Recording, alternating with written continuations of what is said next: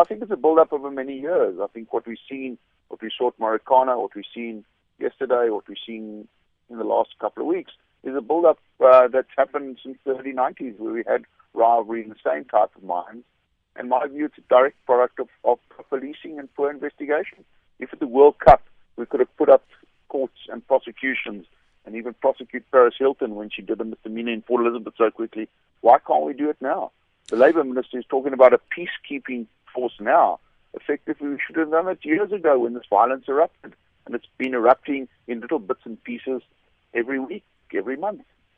You know, it's interesting you make reference to the 90s because a senior government official told me just a couple of days ago their own take of what is happening. And their suggestion from certain government quarters is that if you look back to the 90s, in fact, that was the last time, I think last time there was serious violence in the mining sector was around 87 or so, and there hasn't been that much serious violence since then. And they are suggesting that perhaps it's because both mine management and union management has been senior enough to deal with these things, have been mature enough to deal with these things, and that over time you have young people who have gone in and you have more inexperienced people, both on the side of the mines and on the side of the unions as well.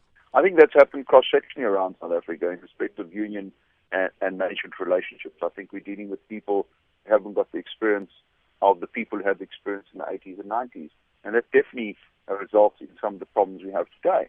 But the bottom line problem here is we're having recruitment between two rival unions in a situation where there's huge amounts of violence and intimidation.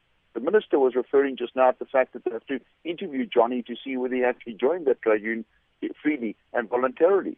The point is there's no effective, proper union recruitment in a situation where you have huge amounts of violence and intimidation.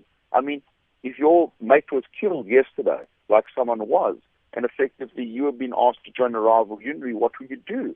And that's the problem. We don't have effective policing in that section. To talk about setting in decisive policing or peacekeeping forces, they've named it now, is exactly what should have happened years ago. So remember in the 90s, many people were killed in those mines too. Workers mouthpiece with the rival union at that stage. This has been ongoing in those mines for years. It's now become standard practice.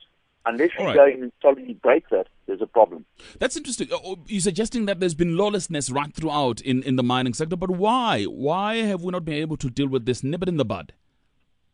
Well, that's my problem, as I'm saying. Effectively, I think Marikana was a build-up of this continued violence and intimidation that's taking place in respect of competing unions. And we're competing about what? We're competing about membership and ultimately about union dues and union fees. And that's what's happened. And unless you get in there and sort out the basics, you talk about the basics of industrial relations. The basics of industrial relations cannot take place in a situation where it's become common practice that violence and intimidation takes place. And that doesn't only affect those mining sectors, that's taken place in a range of sectors in our country, effectively, whether it's a protected strike or unprotected strike. We have this huge amounts of violence and intimidation coupled with that strike, and we need to sort that out once and for all in South Africa.